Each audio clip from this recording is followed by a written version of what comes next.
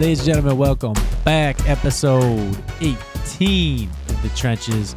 Coming your way from the Hedgebetter Studios in Braintree, Massachusetts. As always, we're your hosts, Jay Fine, SK, Don Gordon.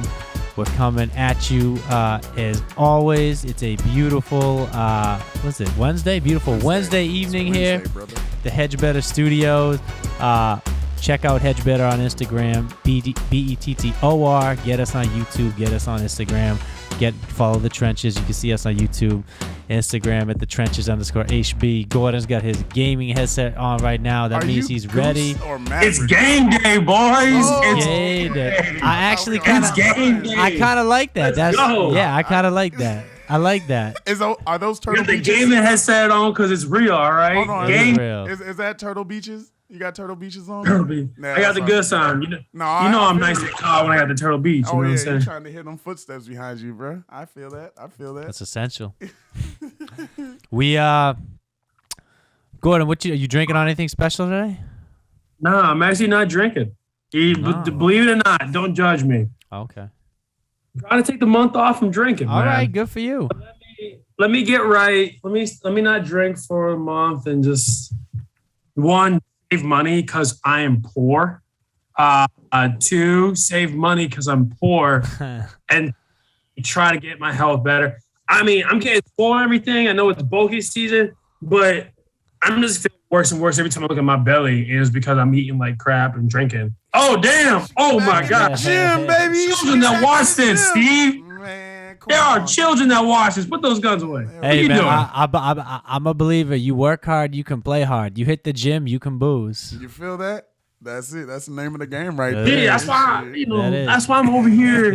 Yeah. You know what I'm saying? Well, we got a good amount to talk about today. We got a lot. good amount of stuff. We have a lot. At the end of the episode, we'll be joined by good friend of Hedgebetter, Guillaume Mele, aka G, and he's going to be running the New York Marathon. He's running it for a great charity, a great cause, and he also has a startup company that he runs. That he's the founder of. That we're going to talk to him a little bit about. Great dude. He'll be joining us at the end, but. Before we get to that, we definitely got some trenches topics to cover. Big time. I know there was a few things. Do we want to start? Do we want to lead in with the big one, or was there anything else we want to get into first? I mean, Yeah. Steve, I'm what do you think, bro? I kind of want to leave this to the end just because there's so many things to poke and pry at. You know what I'm saying? But it's up to you guys. You know, my guys. See. Let me know something. Whatever Steve wants to do, we do it. All I'm saying is, Jay, you got enough time to go into depth about how wild this is coming in. For sure. I know So already are anticipating what we're about to talk about. We can give them a little. But you know preview. what? for sure. So obviously we're gonna get into the whole Henry Ruggs situation. That's obviously the talk of the sports world today. I mean, for those of you who don't know, Henry Ruggs involved in a fatal crash. It was a one-car crash. It was himself. It was a female in the car who was killed. He also, we're learning today, had a dog in the car that was killed. And the reports are that his blood alcohol limit was twice the legal limit. And he was driving it around, I believe he topped out about 156 miles per hour right before the crash. So we definitely got some stuff to talk about. Should we just get into it? Yeah, at this point, we Yeah, might. you know what? At this point, we might as well just get into it. I mean, look, obviously we could talk, there's a lot of different ways people are talking about this. People are talking about, how it affects football, how it affects fantasy, how it affects his life. I mean, there's a lot of different angles we could take to cover this. So I'm curious, how do you guys want to kick it off? What are you guys thinking? Any opening thoughts you guys want to present to the jury? My whole thing is, bro, I understand you in Vegas. I'm not even trying to make like a little gimmick off of this because young boy is 22 years old, I believe. Right. But Millionaire. you just rolled the dice and you just crapped out, bro. I'm sorry to say that. Like, it sounds funny, but it's some real shit. 22, went to the University of Alabama, had great coaching from Coach Saban. phenomenal teammates, even all the way up until last week, I would say, with his current NFL team or former NFL team, I should say. But it's just so unfortunate, someone had to lose their life, and I don't know, man. It just sucks. It just sucks. But G, what you got for us, bro? Dude, I don't know. That whole situation is just nuts, man. It's you look at it and it's just like, what are you doing? But at the same time, it's just like we're all human. We all make mistakes. But then the more and more facts comes out and it gets darker and darker and darker. Did you hear how was blood alcohol? Was it his blood alcohol content or whatever it is? Yep. And apparently it was like double, triple, something crazy. Driving, like you said, 150 something miles an hour. At 3:39 in the morning. I just forgot to add that part. So a lot of people don't know. This is 3:30. This is 4 o'clock in the morning, basically. Yeah. And it's just like, I don't even want to describe how I heard the woman die in the car. I feel like that's a little too graphic. Yeah, but we'll keep it like that. But all I got to say is just like, a highly drafted individual, you got that signing bonus. You're making this. You're trying to protect yourself. What are you doing? Driving yourself hammered. You're getting out. Like you're starting to make waves. Big time waves. Big time waves. Big time waves. What are you doing driving yourself at 3 o'clock in the morning? Like, is everybody's mom, auntie, everybody's grandma saying nothing good happens after midnight? And so, like, I get it. We all go out, do this and the other thing. But when you're at that high level making those decisions, you're affecting a lot of people. Even people you don't know you're affected. And you have the money. And I get it. You might get a video back about, him getting Uber and being drunk, maybe saying something stupid. So what? His stats have already proven that he can do on the field and be on another team. Yes. You know what I'm saying? Say yes. He does something stupid enough and he gets released from the Raiders. Someone else is going to pick him up. But now he's going to see anywhere from 2 to 20 years. And because it's in Vegas of all places, he has no chance of probation legally. None. You know what I'm saying? Absolutely none. And that's the mind blowing, and then I guess the mind boggling thing that even me and my homeboys were even on call last night, just talking, about the situation. And the first thing that actually came to my mind was when they were saying they were leaving so late was, and I know this for a fact, teams have designated drivers. You know what I'm saying? Like, if you don't want to call an Uber, I understand that. But there is a person that's always on the squad, that's always on the team, that's going to pick you up no matter where you are, no matter how many people you have with you. You know what I'm saying? He was rolling with his girl. That's another part a lot of people don't know. His girlfriend was in the car. So at that point, not only are you just putting your life in jeopardy, in danger, you're also putting her life, And then you obviously her family, mom, dad, cousin, sister, brother, all of it. But it got to an even deeper level where none of them were really harmed or injured, but it really just, like you said, Gordon, it affected someone else's life, and it unfortunately took that person's life, which it shouldn't have happened. But at the same time, I feel like there should have been something implemented to help this guy out, way more than the actual facts of the situation. Well, look, one of the things that, and again, it might be a weird way to look at it, but like it puts into perspective how there's a very fine line between a mistake and a life-altering decision, right? Right. And what I mean by that is as long as there's been professional sports and there's been professional athletes, we've been hearing about athletes getting arrested for DUIs, right? Right. That's just common practice. We could sit here and if we thought about it or Googled it, name a million athletes that have gotten busted over the years for DUIs. High-profile athletes, like college athletes, whatever, right? Right. And it's kind of just like we accepted. We're like, oh, like these dudes, like they're out living their life, like they're driving their fancy cars, they're partying, like they got the money. Like sometimes they make some dumb decisions. But this just happened to be one of those same exact dumb decisions, no different than any of the other ones we've ever heard or read about. It just so happens that a freak accident happened. I guess he lost control of the wheel or crashed into something, which could have easily happened to any of those other dudes before, right? Any of them. But it just so happened to him, and it so happened that there was someone else in the car, and it so happened that there was an animal in the car, and basically his whole life changed. It's over now. Who knows if he'll ever play football again? He might be in jail for the rest of his life, or at least for years. And this is all, and basically what he did was no different than something that all those other dudes have done, right? So it just goes to show you how making a little mistake or doing something that everybody else does can really blow up in your face and change your life, because I don't think he ever planned or intended obviously didn't plan or intend on that happening, right? Right.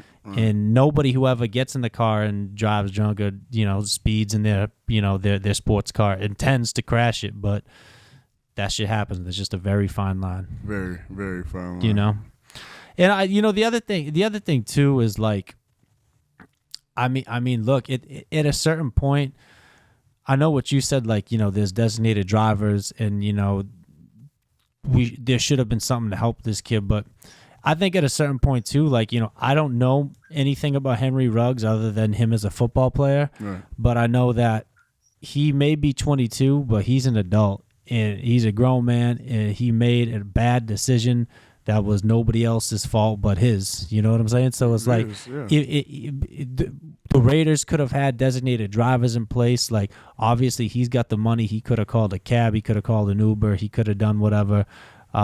But he chose to do that. And at the end of the day, like, you can have all the fail-safes in place, but if someone's going to make a bad decision, they make a bad decision. And as unfortunate as it is, I hope it serves as an example to all these young athletes coming up, especially now that high school and college athletes can get paid, and we're going to see all these 18, 19-year-old kids with a lot of money. So it's like, we thought we had some problems with professional athletes when they were like 20-some-year-old kids. Mm-hmm. Like, now think of what's going to happen when they're teenagers, like still in high school. You put in all that money, right? You give them all that money. Like, this is the type of, like, we're going to start to see 18-year-old kids in high school rolling around in their Lambos, whipping it around, right? And it's these types of things that need to really manifest themselves in those kids' minds so that we can kind of change some of those habits. Did you see the Florida quarterback got a car deal with this car dealership around, and so every 6 months he gets a new car that he has to drive around to show it off? No, but that's crazy. Wow. Ooh, I saw it. Hold on, let me look it up. Like the quarterback for the University of Florida, or like yeah. There you go. Wow. So that's the thing is, so like, if anything, we need to enforce like personal responsibility and good decision making, because these athletes out there are just going to start to get paid younger and younger. And it's just facts. When the younger you are, the dumber you are. It's just, you know what I mean? Like, it literally goes hand in hand. So we really need to make sure that, hey, like, these dudes recognize that their talent is precious, their life is precious, their like health is precious. Like, you know what I mean? And that, like, hey, just because you got the ability to do something doesn't mean you should do it. For sure. Yeah. And what do you now? I mean, look, I guess we could talk about the morality of what happened all day, but let's talk about it from a football perspective for a little bit. Like, what do you guys think? Like, because I mean, I know, Steve, you said that you think he's gonna probably do life in prison. Like, those were your feelings. Like, do you think this man ever plays football again? Like no, and I said that because they're gonna make an example out of him. He has to be the martyr for this situation, even though he caused the situation. Even though, like you just said, younger and younger kids are gonna get more and more money. The younger you are, the dumber you are. So now it really has to be a president with not so much of parents, but guardians and whoever is just looking out for these young kids, these young guys who are getting all these endorsement deals at a young age. Because now you really have to crack down on, hey, you are getting this money. You are getting these cars and everything like that. Now really think about what just happened to this guy right here before you go out and do anything careless and reckless. Because we've been hearing about that all our lives, right? Mom, dad, friends even. We're like, hey, don't drink and drive. Don't drink and drive. Even though you think you have your limits like capped out, you know exactly what's going on. Don't do that shit. You know what I'm saying? Like, this is my fucking public service announcement. Just don't do that shit. Exactly. You know what I mean? Just don't. Just don't. The other thing that kind of, I guess, aggravates, I think, this is the thing that gets me in the situation, right? Is like, look, I think everybody, even responsible adults, could admit that, they've had a couple drinks and have gone behind the wheel before, right? So it's not that like it's not that having a few drinks and getting behind the wheel is like just whoa unheard of.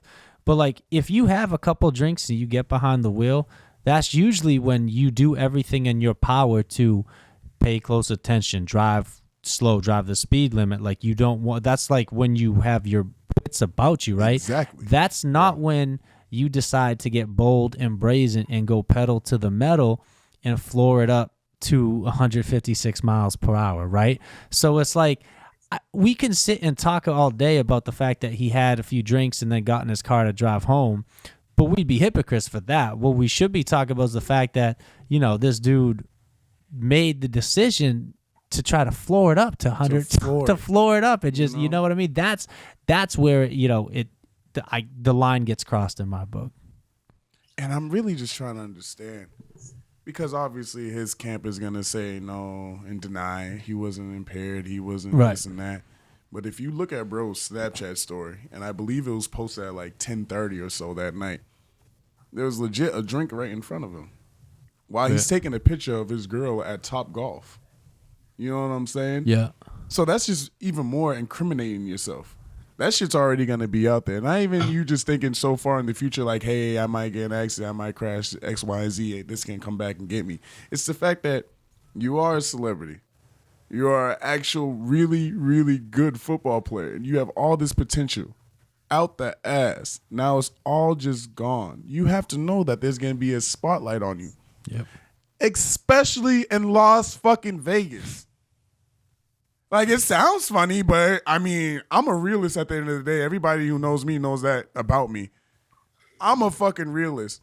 You don't fucking do stupid shit that's going to get you bammed up in a situation. One, because you're black, all right? We don't even have to get in the race shit about that. It's just, dude, you're black. They already got a fucking target on you.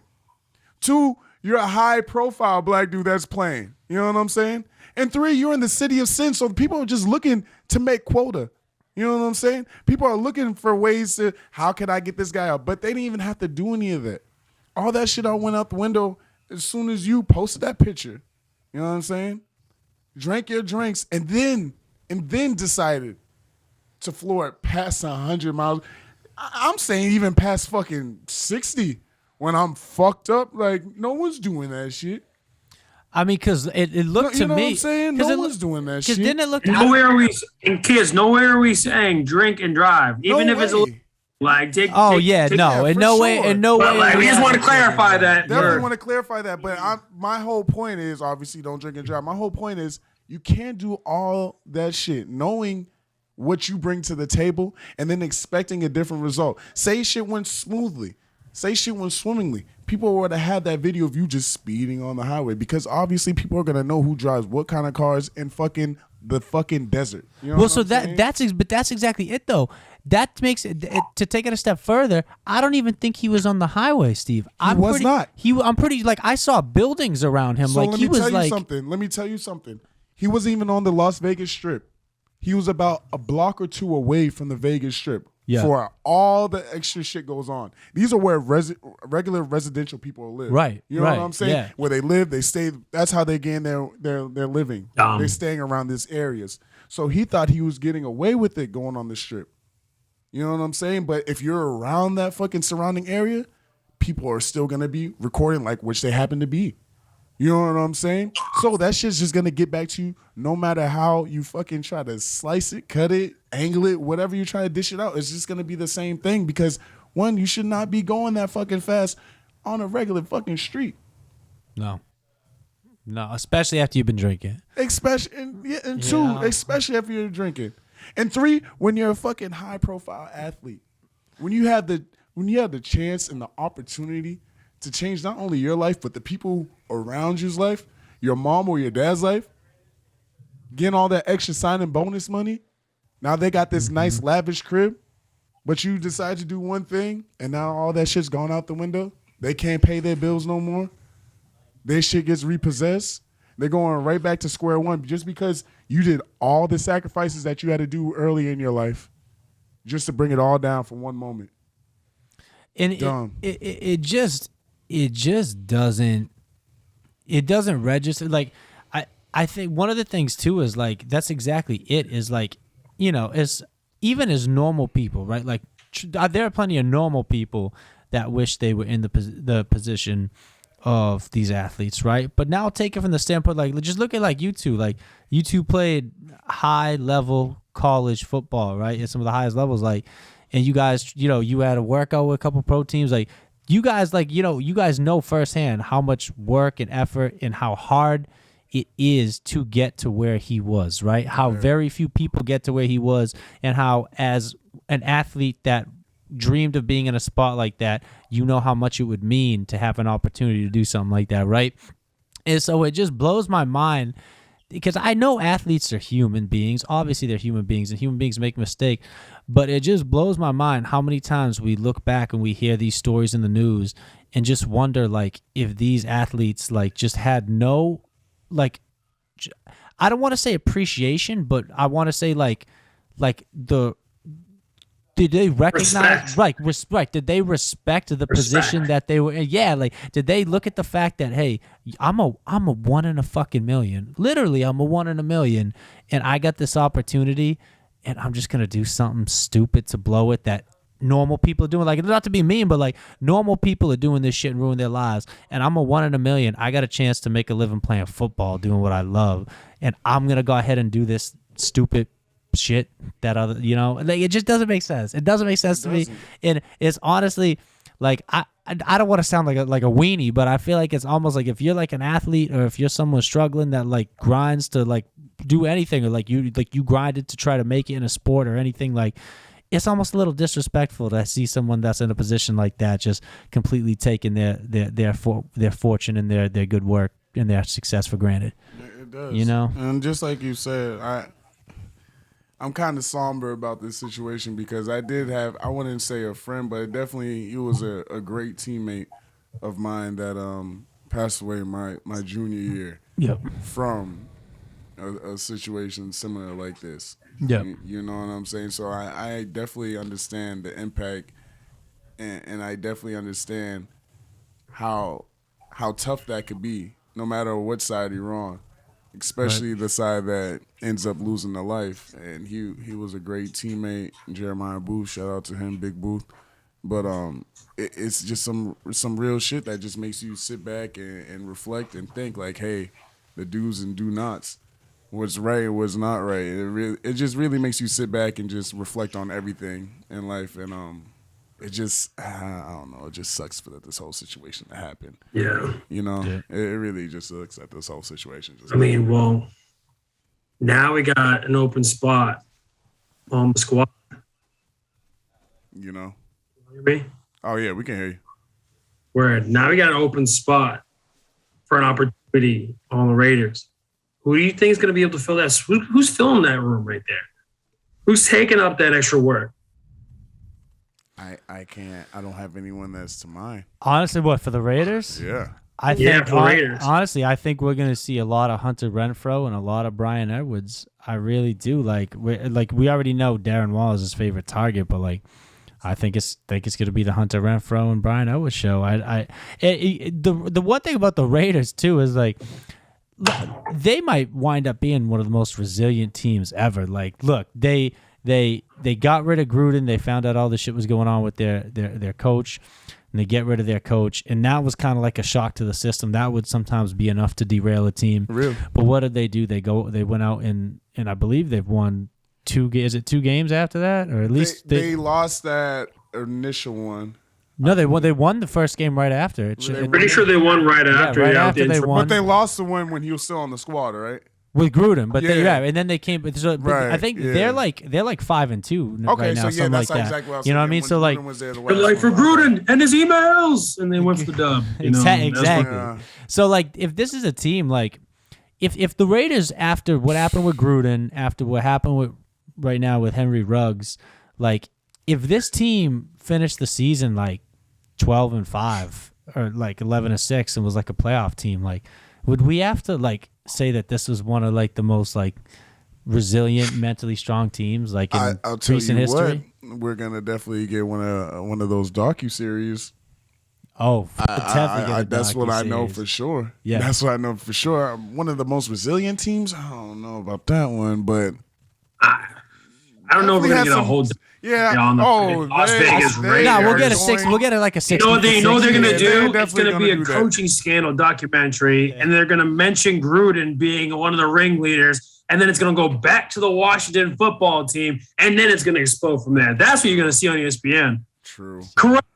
With our leadership, like some stupid shit. Not us, and then, never. yeah, the Raiders are like, okay, there it is. That's what's gonna happen. Yeah, but definitely, I don't see them as one of the most resilient teams. There's definitely been some teams that have gone through some shit. Yeah. I think the Ravens are more resilient, honestly. Well, look, there's resilient. How? Yeah, like that's what I'm let's get into this saying, definition. right? Because there's resiliency. Like, oh shit, we're without a bunch of our stars tonight, and we band together. And we can like what the Packers did the other night against the Cardinals when they were down like their 3 starting receivers and like somebody else, and they went into Arizona and won against all odds. Like, that's resilient. That's resilient. Arizona lost that. They didn't win that. AJ Green didn't know the play call. AJ Green lost But, that bitch. okay, AJ Green didn't know the play call. Granted, I'm not going to say one play the whole game, but right. I'll tell you a resilient team.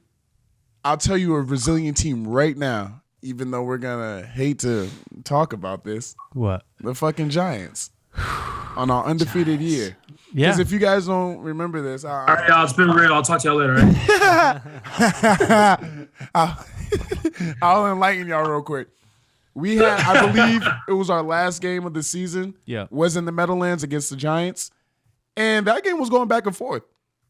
That was a pretty back and forth game. Then we hit Randy on the right side, took it in for a touchdown, or we either ran in for a touchdown, end up winning the game. Playoffs come, we're doing our shit. Super Bowl comes. A motherfucking named David Tyree catches a football off his helmet. Yep. That is some resilient shit. Now let's go back a little, not even a few plays. Let's go back seconds in that same play. We had, or the Patriots had Eli Manning in the pocket, collapsed. He got out that bitch, made that pass. As soon as they made that pass, it didn't change the score.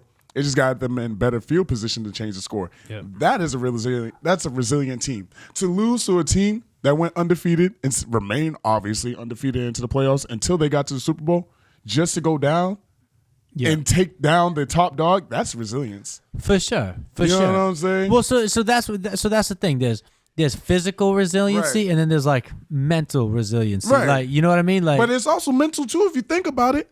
What is what? These guys didn't lose a game all year. Yeah, for sure. Everyone's telling me, hey, y'all know y'all about to get y'all ass whooped, right? Y'all ain't gonna win. There's no way in hell. And then they did that shit. That's physical and mental. No, it's true. I mean, yeah, I would say I'm just trying to think of like recent memory shit, because you know what I mean. Like, I mean, like I'm just thinking recently. Like, we've seen coaches get fired. Like, I mean, when's the last time we've seen like a player like get charged with like a murder mid-season and like get kicked off the team? You know, just it's not only like, because it's not only like the coach like got fired for like, it wasn't like, oh, like underperforming, we need a new change in regime, like we're getting rid of the coach. It was like, like there's like a scandal, we found a bunch of shit, like blah blah blah, and then like, you know, like he had dudes on his team like, you know, that were affected by what he said, right? He has, as we know, like it's an openly gay dude on his team. Like, we obviously put people of color, like,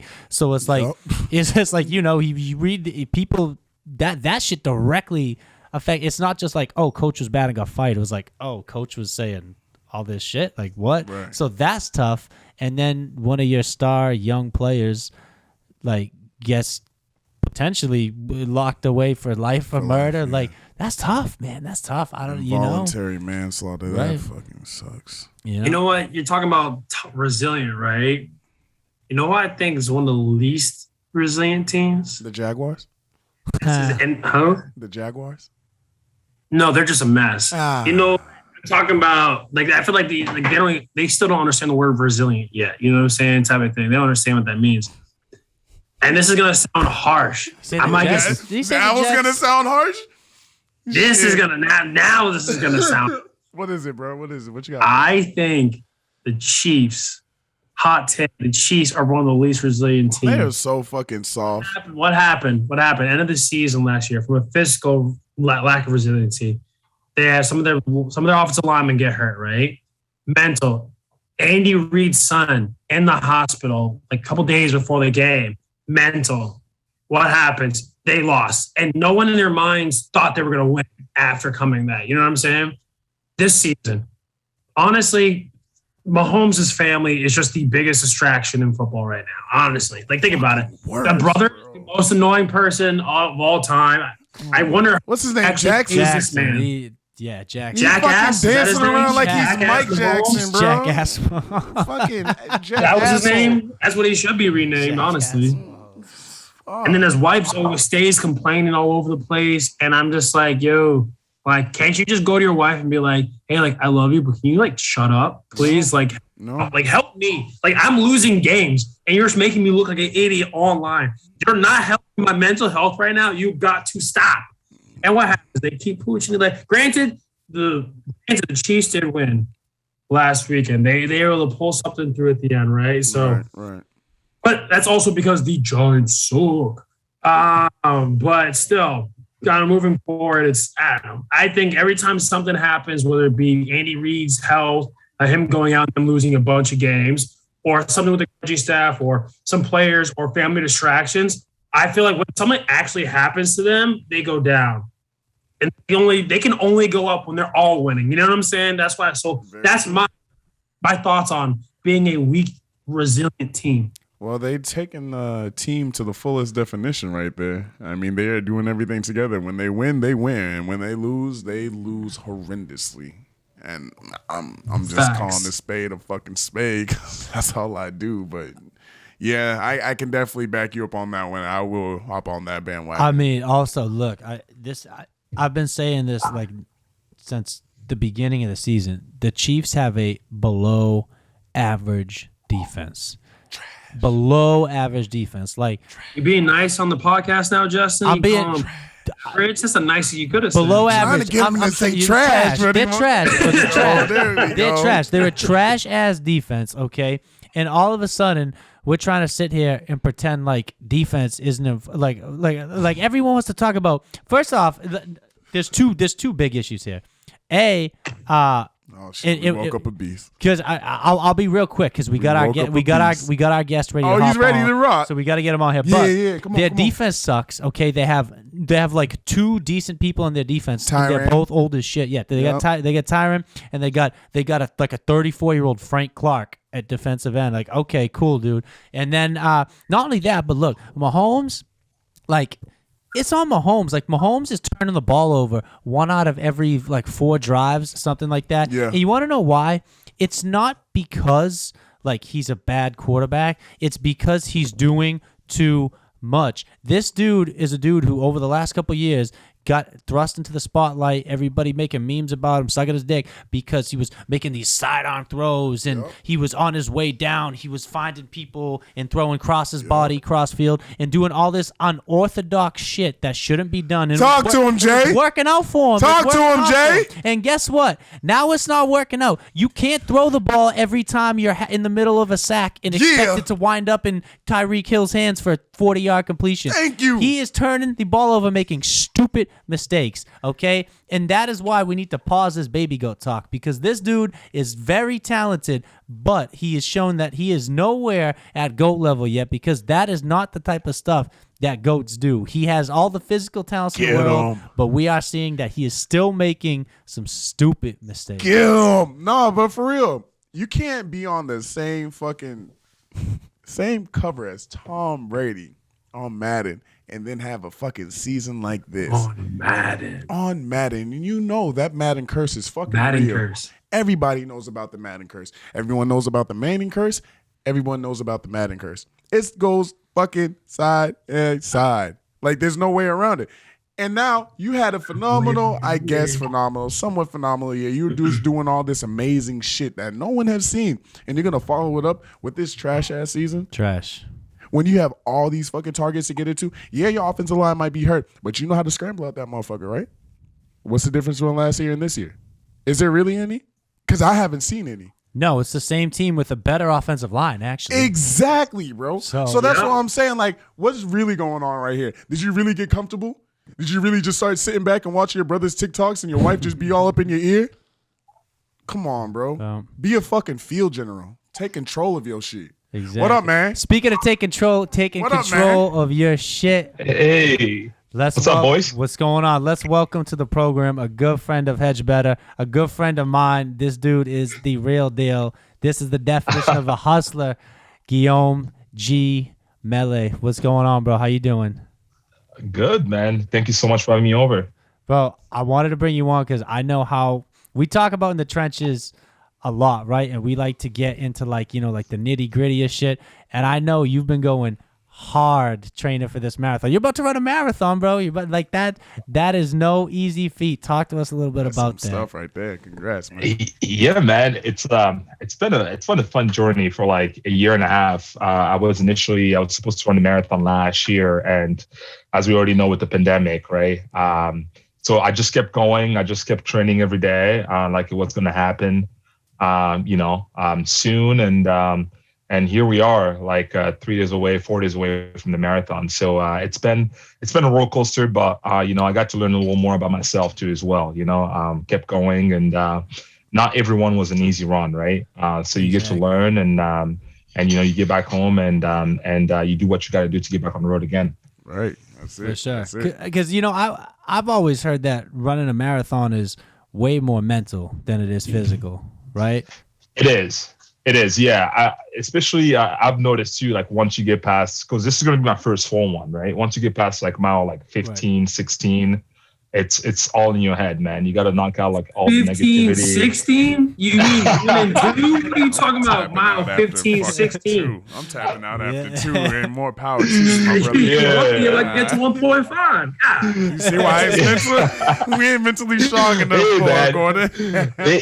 You know what's crazy though? It takes practice. Like 2 years ago, I couldn't run 3 miles on a treadmill, just like 1 mile at a time. So once you get to 15, 16, and it's just like, all right, I want to focus on mile 16, mile 17, mile 18, and so on.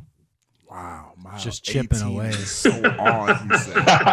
That's and crazy. So on, So when you're training, so a marathon is officially what, 26 and a half? 26.2. 26.2. So have you ever ran more than 26.2? No, 20. That's the max I've done for training. Okay. Gotcha. You're not supposed to run more than 20. I even 20, I thought it was kind of like pushing it. But like I said, at the end of the day, like I've never run in New York, but I've been training in Vermont, right? So the altitude is a bit higher, like hills and all that. So hopefully I'm going to be ready for New York. So, but you know what? At the end of the day, man, it's all about like the energy, man. It's there's one quote that says like, if you lose faith in humanity, like go watch a marathon, man. So I'm looking for the New York energy. I'm looking forward to the New York energy. I like that one. That's awesome. You'll be good when you get here. Go watch a marathon. Gordon's up. That's why Gordon's remote. Gordon just moved to New York. He's up there right now. You moved to New York? Yeah, he's trying to get that inspiration, bro. Wait, where in New York? I'm over in Hell's Kitchen right now. Yeah. Oh, bro, like I'll send you. Yeah, like let's link up after the call. I'll send you my bid number and track me, man. I'm gonna need some support. All right, I got you, bro. I got you. I love it. I love That's what's up. Hey, maybe you can grab a beer after that or something. Oh, let me know. No, tell him what's going on. Tell him what's going on with you, bro. Tell him what's going on with you. What you mean? What you mean? You said you ain't drinking this month. Oh yeah. Oh, yeah. He already forgot he was supposed to be sober. Look at him. He was on board. He was like, yeah, let's do it. I'm not drinking nothing. My whole mentality is if I don't think about it, I won't do it. Like I won't eat. If the reason why I eat like twice a day, ask my roommate. And usually if I just don't think about eating, then I won't. Yeah. So if I just don't think about wanting to drink, mentally, I can make myself not drink. Just don't think about it. Okay. And so what happens? I told you, like, everyone's drinking the thing. Like, oh, I'm not drinking it. And like, oh yeah, I completely forgot about it already. Yo, my mom says everything in moderation, bro. Like you drink too much water, you're gonna drown. Hey, you know. There you go. There you go. Smart. I'm getting hit with quotes on quotes today. I like it. Yeah, that's what's up. Yeah, gee, so I feel like you have to be good quotes to be able to run 26 miles, man. Like, I know. Yeah, you got to have that. Quotes just to keep you going. Mental fortitude. That's what we were talking about. Exactly. Yeah, exactly. And that's the type of stuff too. I feel like in order to be like mentally tough, like you need to have like a bank of like either like inspirational like quotes, lyrics, moments, like things that you saw that you can pull on when you start to get tired that you think, and that just gives you a shot of adrenaline, like right to like. Ain't you know nobody what I mean? can stop right me now. Yeah, exactly. You're right. All of a sudden you're good to go again. Oh, yeah. I am like, it's like that kid that stole my lunch in middle school. This one's for I'm you. gonna chase him down right now. Yo, that dude put me in a locker. No, but dead ass though, I do want to know, like, when you're running, right? Because obviously, you know, you can be in shape, but everyone at a certain point when you're running a marathon, you have to tap into that mental reserve. Like, it's not just enough to be physically in shape. Like, what is that process like for you? Like, what is the process of like tapping into like that extra and just digging deep and like saying like physically, I feel like I need to stop, but I know I can keep pushing on. Type I really want to know what this one. Exactly. And I mean, Justin, like you were saying too, like, you know, you and I, we go way back talking about like starting a business, right? It's like a lot of like up and down, and then you just got to focus on your why, man. Like if you don't have a why, it's going to be a tough battle. Like, why are you doing it? Right. Are you doing it just because, or are you doing it for a cause? Are you doing it to kind of like, for me, it's like, that's when I get peace with my demons, right? It's like, you know, I get to learn their names. You know, I tell them, I know you're there. You know, I appreciate you. You know, although I hate you, but this is my time to kind of like, you know, to kind of like be in peace and be with myself, right? Yeah, exactly. And then you start forgetting, right? You're in your head. You're kind of like, you know, looking at trees and peoples and appreciating like things around you and whatnot. And then you look at your watch, you're like mile 10 or 6, right? So it's just like focusing on your why. Yeah, exactly. And then also like 1 mile at a time, man. Like, you know, when you go out, I've gone out for like a 3-mile run, I've done 10. I've gone out for like 10-mile run, I've done 2, right? So like just focusing 1 mile at a time and really being like in tune with your body and really like understanding like, all right, I'm in pain right now. I got to go slower. I got to go faster. Wow, I can go faster today. Like, so it's, there's a lot going on when you're running, man. It's crazy. Yeah. So for sure. And you mentioned something too, having the right motivation, the right reasons. What do you want to tell us a little bit about like the charity you're running for and the, you know, the cause behind everything? Yeah, of course. Yeah. Like I said, like 2 years ago, I was not able to run like 3 miles on a treadmill. Right. And I kind of wanted to an avenue to kind of like, you know, like I said, like find my peace of mind. So, and then running really helped me, right? Like kind of like, reinvent myself and get to know like who I am as a person again, right? So like that's why I started my sock company too as well. So the charity, it's called Team for Kids. What it does, it helps kids in like inner cities with physical activities to help them like gain confidence and teach them about like teamwork and whatnot. Yeah, exactly. So like after school programs, you know. Yeah, exactly. Yeah. So it's great. And then teach them about like nutrition too as well, right? Because, you know, a lot of males in the US like die of heart disease due to like, you know, lack of good nutrition. So, and also like discipline too. Like when you start running, you have to be disciplined. You have to go to bed early. You got to put like good fuel into your body. You got to drink water.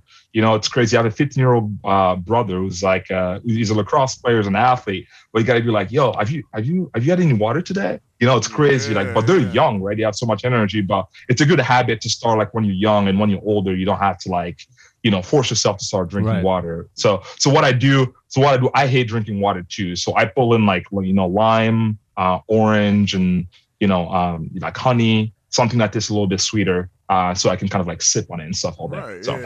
For sure. And honestly too, you know, one of the other things is, you know, we talked about starting businesses and how we go back with that stuff.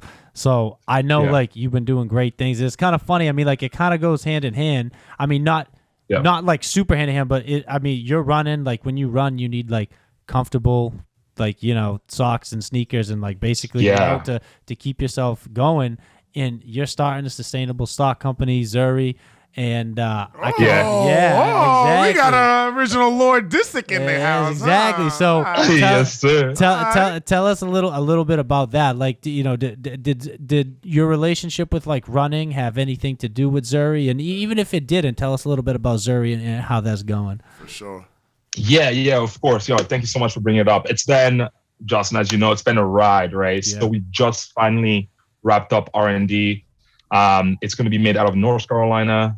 We have third-party suppliers. It's going to be socks made out of recycled plastic. So we're working with Reprieve down in North Carolina, and what they do is they turn recycled plastic into yarn, and we use that yarn to make socks. And I've been running with those socks. You know, I ran a few half marathon with them. Yeah. They're comfortable. And then the goal of the movement, we're trying to create kind of a community around it, right? It's to play your part in the world, right? That's why we chose to go with a sustainable brand and then incorporate the running with it too as well. So I'm going to be wearing Zuri. I'm going to be running with it during the New York City Marathon. Nice. And we're working with a talented team of very smart people, kind of finishing up like the website and all the marketing stuff, and you know, building a brand isn't easy. So we're planning on launching by Q1 of 2022. So yeah, exactly. So it's stay tuned. But again, like I said, like, you know, I didn't do it myself, man. A lot of friends. We have a great team finally, and some good things are coming up. So again, the goal is to create a community that can play their part, so other people can play their part as well. I like that. That's awesome. That's awesome. Fire, man. Honestly, you know what, G, like I just got to give you your props, because it's like, obviously, you know, like I know how difficult it is to try to like start a company and get off the ground, and I can't imagine amidst that being like, I'm also going to do a marathon and train for a marathon. Like, I'm also going to run a marathon. You know what I mean? So, like... Justin, shut up. You know, stop. You're not training for no damn marathon. That's what I'm saying. I'm not training for no damn marathon. That's exactly my point. That's my point. So, she got the mental, you know, that's what I'm saying. And it's not like... And that's on top of everything else. It's not like the only two things in your life are marathon and the company, right? You do other things. Like, you got a million things. So, it's like, to fit in a marathon, like, that's tough, bro. But honestly, so much respect, because that's thank you. I appreciate it. To be honest, like the marathon is the easier part, and like the company part's like, it gives me nightmares. Well, hey, you start running these marathons. You know, you start that's built-in marketing for you. Hey, look at me running my marathons and my Zuris. You know, they're nice and comfortable, sustainable. Mm-hmm. You know, exactly. Yeah, and at the end of the day, man, it's like, it's you versus you, man. I'm not running it to finish first. Like, I'm running it to like improve my time every time and just have a good time and have fun, man.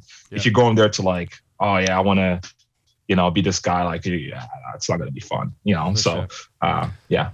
For sure. Well, look, G, I really appreciate you coming on, man. You know, you're my guy. I appreciate you guys. You know how much respect I got for you and everything you do. And I really, you know, you're my guy. We're definitely going to catch up too after this. We'll touch base before you go running.